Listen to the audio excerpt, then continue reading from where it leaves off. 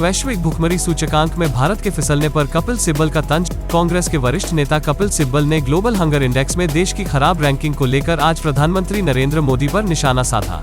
इस सूची में भारत अपने 2020 के 94वें स्थान से फिसलकर 100 पहले स्थान पर आ गया है, जो पाकिस्तान सहित अपने पड़ोसियों से बहुत पीछे है। ग्लोबल हंगर इंडेक्स रिपोर्ट ने भारत में भूख के स्तर को खतरनाक करार दिया है। कांग्रेस नेता ने कपिल सिब्बल ने ट्विटर पर गरीबी, भूख मिटाने और भारत को वैश्विक शक्ति बनाने के सरकार के दावों का मजाक उड़ाते हुए एक ट्वीट किया है।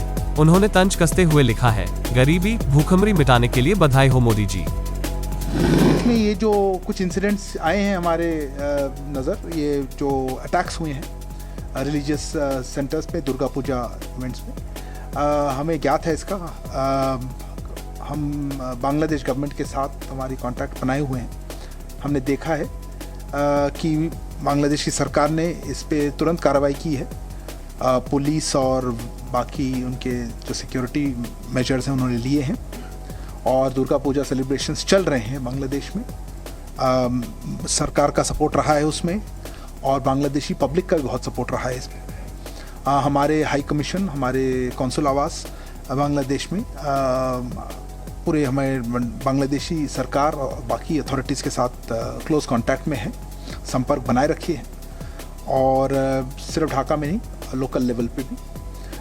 बाकी इसके बारे में डिटेल्स तो ये तो फिर इन्वेस्टिगेशन या उनके अथॉरिटीज़ पर मैं अभी छोड़ दूंगा। बांग्लादेश में बुधवार को कोमिला जिले में दुर्गा पूजा समारोह के दौरान पंडालों में हुई तोड़फोड़ और हिंदू मंदिरों पर हमले की प्रधानमंत्री शेख हसीना ने कड़ी निंदा की। शेख हसीना ने चेतावनी देते हुए कहा कि जो कोई भी इस हमले में शामिल है, उन्हें बख्शा नहीं जाएगा, चाहे वो किसी भी धर्म के हों। शेख हसीना ने इसके साथ ही भारत को भी सतर्क रहने के लिए कहा है। बीबीसी बांग्ला की रिपोर्ट के मुताबिक शेख हसीना ने कहा कि भारत में भी ऐसा कुछ नहीं होना चाहिए जिसका असर बांग्लादेश पर हो और वहाँ के हिंदू समुदाय को नुकसान पहुँचे। बांग्लादेश के चांदीपुर के हाजीगंज उपजिला में बुधवार को दुर्गा पूजा समारोह के दौरान भड़की सांप्रदायिक हिंसा में 3 लोगों की मौत हो गई और करीब 60 लोग घायल हो गए। रिपोर्ट्स के अनुसार एक फेसबुक पोस्ट में कुरान के कथित अपमान के कारण हिंसा भड़की थी और इसके बाद कई दुर्गा पूजा पंडालों में तोड़फोड़ हुई। शाहरुख खान ना हो गया, क्या हो गया भाई? एक्टर ही तो है, और क्या है, क्या और है। अब बॉलीवुड के अंदर सारी दुनिया जानती है, सारी एजेंसीज जानती हैं कि फिल्में बनाने का पैसा कहां से आता था, किस किस तरीके की फिल्म बनाई जाती थी, फिल्म की स्क्रिप्ट कौन लिखवाता था। उसके पीछे स्मगलरों का हाथ नहीं है, उसके पीछे दाऊद के गैंग का हाथ नहीं है। एक और मुझे जवाब दे कोई। अरे भाई, ऐसा दुबई में क्या खास है? ये जितने ये एक्टर हैं, ये महीने में 3-3 चक्कर लगाते हैं दुबई के। बॉलीवुड जो है ड्रग बेचने वालों के लिए एक बहुत बढ़िया बाजार है, क्योंकि खरीदारों में पैसा है, ठीक है। और किस तरीके से वहां जो नए आर्टिस्ट भी आते हैं, आपने पीछे देख लिया कितनी कहानियां सामने आई। आर्टिस्ट खुद बोली आकर के, और बोले आकर के कि हमको किस तरीके से ड्रग के सेवन का आदी बनाया जाता था, किस तरीके से हमको इन पार्टियों में बुलाया जाता था कि हम कैरियर में तभी ऊपर जाएंगे जब इन डायरेक्टरों की, इन प्रोड्यूसरों की हम ये बात मानेंगे, इनकी जा करके। तो बॉलीवुड एक अच्छा मार्केट है ड्रग्स का, और जिसको बॉलीवुड को जो बाजार इन्होंने बना दिया है आतंक का और स्मगलर्स का और ये ड्रग वालों का, इन्होंने मार्केट बना दिया है।